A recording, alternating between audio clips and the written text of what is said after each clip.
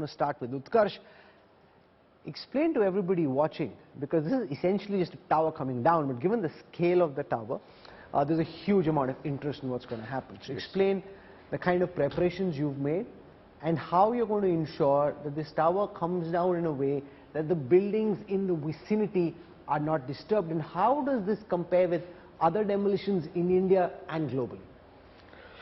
Right, I mean, it's now 6 months we've been on site, and we've here with our foreign collaborator Jet Demolition from South Africa.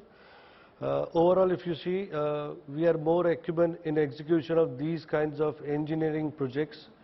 Our past has some records and we have some precedents on this, but if I speak particular about this project, yes, it took us 6 months now, and initially we started with the designing of the building, the blast design what we call, and then the preparation of what we tell today, around 3,500 kgs of explosives have been deployed. This has been deployed into the holes which have been drilled and cored in last 6 months. Precisely it is 642 holes which we've drilled, which sums up to approximately 19 kilometers of drilling into these columns.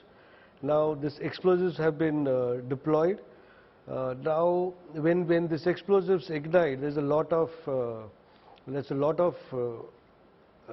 debris which would start flying.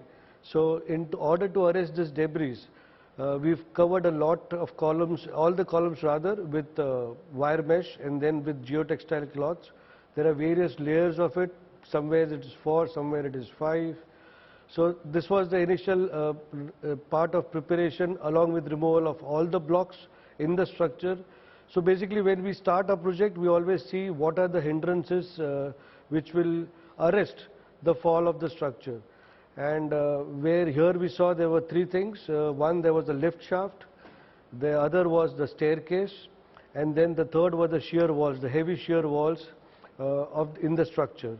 So this took us almost 3 months to prepare these all 3 structures within the Twin Towers. Okay.